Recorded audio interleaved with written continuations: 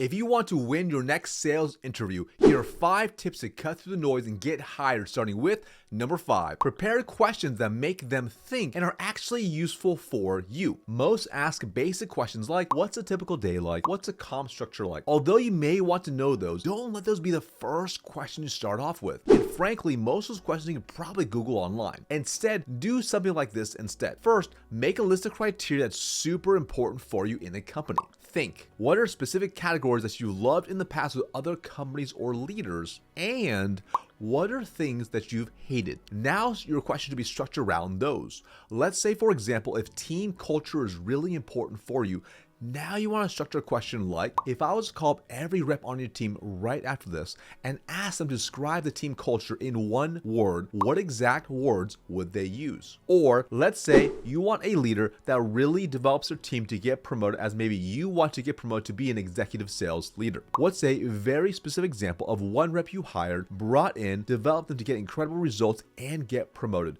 What did you do exactly to help them? Now note how these questions are diving deep and require actual thought. Not only will these make you stand out, but you'll actually get a better feel on the organization and leader as a result, which helps you make the best choice in choosing where to work. Number 4, proactively eliminate objections to hiring you through how you answer questions. Every question you get asked is an opportunity to show why you have the greatest possible upside for success and the lowest downside for failure. If there are potential red flags in your skills or experience, address them up front through stories. Now, obviously, don't lie and make sure you back things up with facts and own mistakes you've made. For instance, let's say in your 8-year job history, you've changed jobs every 1 to 2 years. If they ask about your background, break it down and proactively explain the upsides, the lessons, the results, and the reasons for leaving each one. Or for instance, let's say you were an SMB rep, but you were selling deals that range from 10K to 3 million plus. Let's say you're interviewing for an enterprise rep role, and your concern is that your title was not an accurate reflection of your scope, skills, and results. Now, when you give examples, use the biggest and most complex deals explained that are most structured like an enterprise deal. Note, if your tone lacks confidence or conviction, this will hurt you. You want to practice any potential upfront objection eliminator until it's buttery smooth and confident. Number 3, use explicit examples and details. Most people do a terrible job explaining how they have achieved any type of results or closed certain deals. You want to paint a story in their mind of exactly what's happened like it's a movie. For any question you can ask, respond with a very specific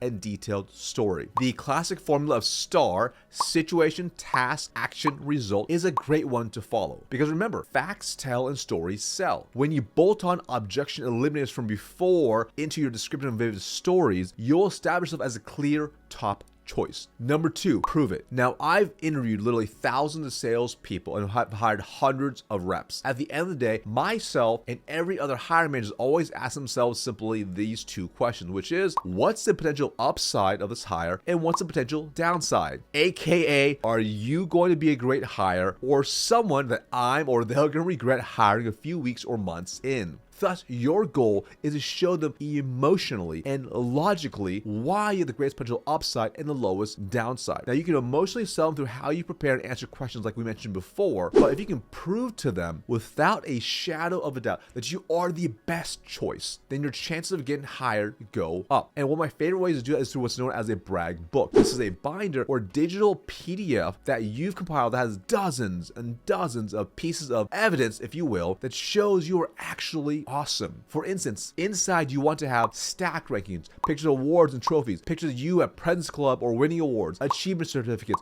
recommendation letters, email or Slack shout for results. These should be from like leaders and execs, notes from happy customers, etc. You can then also add in a 30, 60, 90, 180 day plan proactively as well, along with references, your resume, etc. So now picture that it's nicely put together in a PDF that spans dozens of pages that they scroll through that you provide for them before the first interview. If it's in person, you can have a physical binder like this.